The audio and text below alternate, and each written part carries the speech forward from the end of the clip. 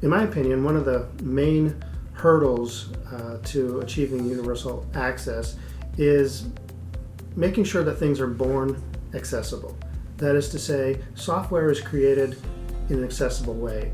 It's accessible when it's built. Hardware and systems are created with a diverse set of users in mind. It's not effective or acceptable to build something and then try to bolt on accessibility afterwards. And yet it's still very hard for engineers and programmers and developers and designers to really understand the needs of a very diverse population of users. So to the extent that we can educate those designers and engineers and programmers about these more inclusive strategies, that's where we're going to make sure things are born and created to be inclusive from the get-go. I think being sure that we include marginalizing voices in the development process, whether it's including them in the development of wireless technology devices, or whether it's including them in the conversations about what is accessible, what is not feasible. But in doing so, we make sure that everyone's heard and that devices are being created with accessibility in mind as opposed to being a retroactive thing. The biggest challenge I see for that is looking at universal access and inclusion as a forethought versus an afterthought when it comes to planning, that is. So I always tell my students that proximity does not equal inclusion.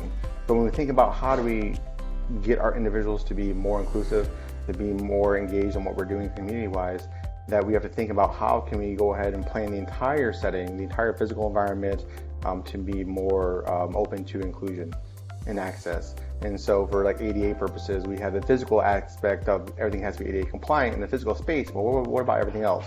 And that's what really kind of the biggest challenge for me is that what we're doing now, we're kind of playing catch up when it comes to access and inclusion. So I think that's really the biggest piece, is that being a forethought versus an afterthought. The biggest challenge, I think, is education, and in fact educating the designers and the engineers of the future to have empathy and awareness of people with needs of people with disabilities. Given a lack of knowledge, then they'll design to their own abilities, right? People will naturally design products that work for them, but if they're educated about the various needs of people with different disabilities, then it's easier to include those in the design process. The major challenge in achieving this universal access and inclusion being not so much the practitioners and the people who will do it day to day, but more of the systems change. And part of that is definitely policy.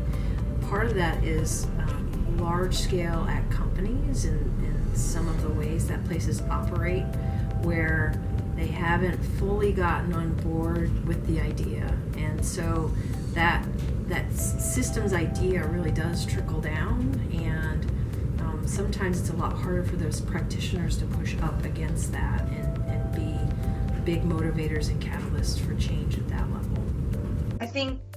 I thought a lot about this question, and I think that ultimately the biggest challenge is the mentality that individuals with disabilities have to change in order to be eligible to participate in inclusive experiences. I think that should be shifted so that the responsibility is on all of us to help make our schools and communities more accessible to individuals with disabilities. I think one of the biggest challenges we have when it comes to achieving that goal of universal access and inclusion, it's still going to be a little bit of an attitudinal barrier. I run into that. I was just at the UN, United Nations in Geneva, and we were talking about that that's still one of the barriers across the world. I think that also policy is sometimes a roadblock when it comes to having opportunities for access, whether somebody not being able to acquire a piece of technology that they could really use because they can't figure out the funding stream.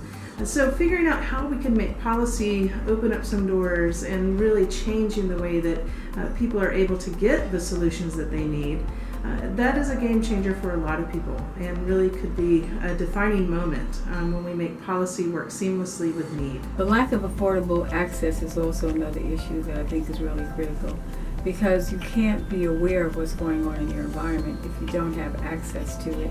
And so I'd like to see that area is further studied and that we're able to move ahead with making sure that no matter where you live and no matter what type of device or platform you're on, you do have access to affordable options.